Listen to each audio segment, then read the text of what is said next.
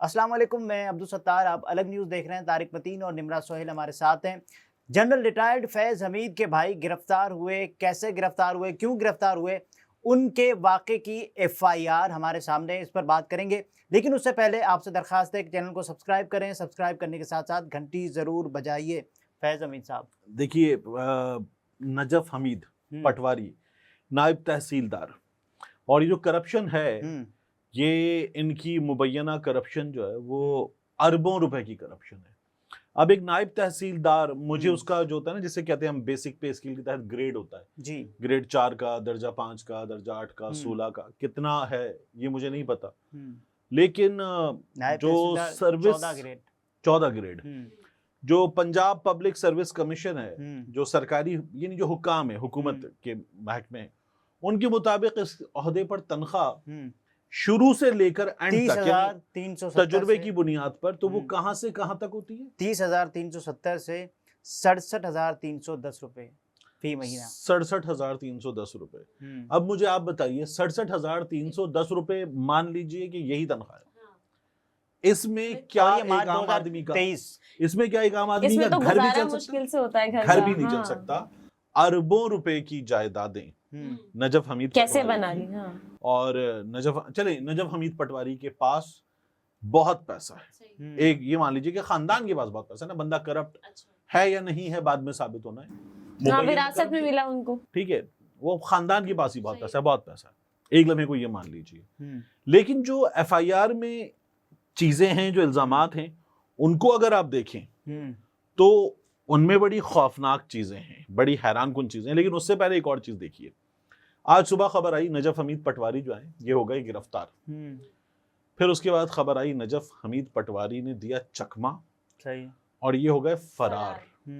अब मैं सोच रहा था कि 70 की एज का ना, 24-25 के आसपास की एज का एक बंदा हो, वो दौड़े, गाड़ी से छलांग मारे, दौड़े और भाग जाए खेतों में निकल के, और भाग गया, सही है, मान लिया।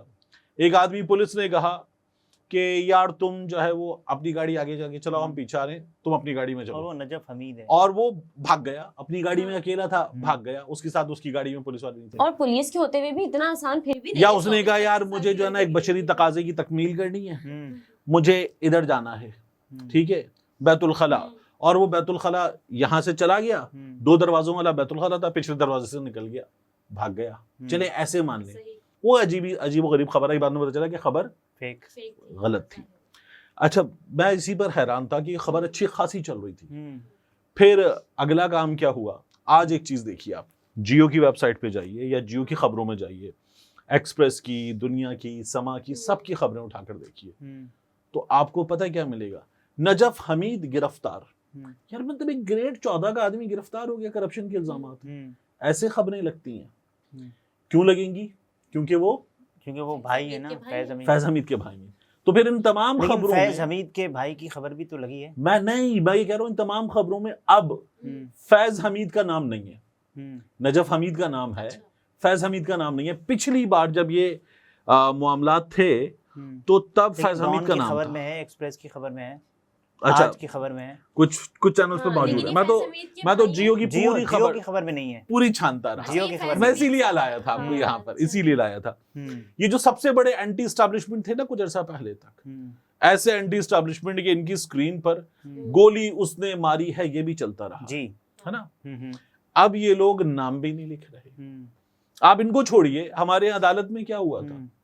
हमारे यहाँ अदालत में ये हुआ था कि शौकत अजीज सिद्दीकी साहब अदालत गए इंसाफ मांगने, तो उनसे पूछा गया फरीक बनाइए, तो उन्होंने कहा अच्छा फरीक बनाए जी, इमरान खान को भी, क्योंकि बेनिफिशियरी कौन है, फायदा किसको हुआ। उन्होंने फरीक बना दिया फैज हमीद को भी, और जनरल बाजवा का भी नाम लिख दिया। तो फिर अदालत ने कहा जनरल बाजवा का नाम क्यों लिखा है, बाजवा कहाँ से आ गया? ये तो था ही नहीं। आज हमने ये देखा कि अगर नजफ हमीद है तो फैज हमीद कहाँ से आ गया, ये हमें अदालत की। अच्छा, जियो वाले ये भी तो कह सकते हैं ना कि पहले फैज हमीद नजफ हमीद की वजह पहचान था, अब तो उन्होंने अपनी पहचान खुद बना ली है।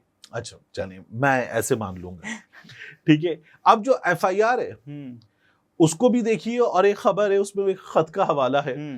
FIR में जो जमीनें हैं उनकी रकबा तादादी जो लिखते हैं वो लोग, जी, वो बताइए जरा सा। बाबूसूख जराए से मालूम हुआ है कि हाफिज अम्मार यासिर जो कि PP 24 तलागंग से काफ लीग के टिकट पर MPA मुंतखब हुआ, जो कि महकमा मादनियात का सूबाई वजीर रहा। बतौर सूबाई वजीर मादनियात उसने ज़िला चकवाल में तहसील तलागंग और दीगर अजला में अपने और अपने फ्रंटमैनों के नाम करप्शन के ज़रिए नाजायज़ असाजात बनाए। उनमें से कुछ की तफसील है, और जिसमें हाफिज़ अम्मार यासिर ने अपने नाम बजरिया इंतकाल नंबर ज़मीन फ़लाँ फ़लाँ, और उसके बाद ये लिखा है रकबा तादादी 36 कनाल 18 मरले बिल 36 कनाल 18 मरले का तो मतलब हो गया ऑलमोस्ट 37 कनाल। तो एक कनाल जो है वो कराची वालों के लिए या बाकी लोगों के लिए तकरीबन 500 गज है जी, ठीक है। तो 36 कनाल का मतलब है ये 18,000 गज जमीन है। 18,000 गज जमीन कितने की? 1,70,00,000।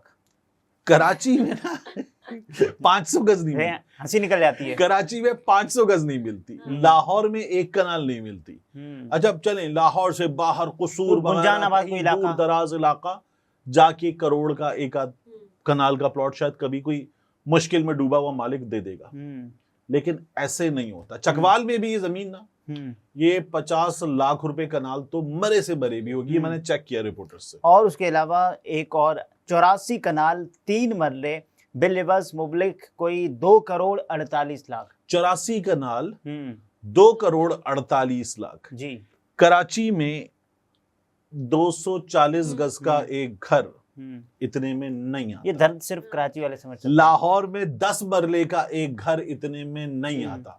इस्लामाबाद में तो सवाल वो कहेंगे इलाके की बुनियाद पर चीजें चले। चकवाल में इमरान रियाज खान ने एक जमीन खरीदी, वहां उन्होंने अपना फार्म हाउस वगैरह बनाया, और जमीन कहाँ थी? शहर से दूर, सही है, जंगल में, दरिया जहां पर होता है ना दरिया की गहराई आ जाती, उस गहराई में जाकर जमीन थी।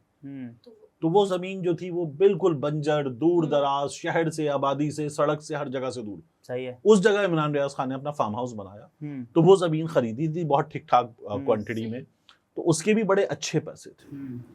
जब उसके इतने अच्छे पैसे थे तो फिर यहाँ तो मामला ही अलग है। हाँ। अच्छा, एक तो जब आप पटवारी होते हैं तो जमीनों पर जो आप करते हैं वो सबको पता है। बिल्कुल ठीक है। जो भी आप जिस जमीन को जितना करना ये जो कीमत लगी हुई ना, ये आधी की आधी की आधी की आधी भी नहीं है जो कीमत लगी हुई। अभी तो आपने और स्क्वायर देना है। ठीक है ना। अब बताइए मजीद क्या है इसमें। और इसके बाद ये लिखा गया जो मौके पर hotel, stadium, park, rest house बने हुए, उसके अलावा उबैदुर रहमान और उसके अलावा हैं बतौर सूबाई वजीर मार्केट वैल्यू से कम मालियत जाहिर करके ख़रीदा। और उसके साथ साथ इन्होंने कुछ नाम लिखे हैं फ्रंटमैन्स के। और हाफिज़ अम्मार यासिर ने बेनामी जायदादें खरीदी और तलागंग के अंदरून शहर और दीगर मवाज़ियात में इनके नाम करवाई। उबैदुर रहमान के नाम और उसके अलावा कुछ और नाम इन्होंने लिखे हुए हैं कि जिनके नाम, ठीक है। अब ये हाफिज़ अम्मार यासिर काफी साहब के, इनको जो ना मोनिसिलाही की तरह ये घर का बंदा समझा जाता है, सही है। और ये चौधरी परवेज़ इलाही साहब के मुंह बोले बेटे कहलाते हैं हाफिज़ अम्मार यासिर साहब। तो खैर इनके मामले में ये तमाम चीजें आई।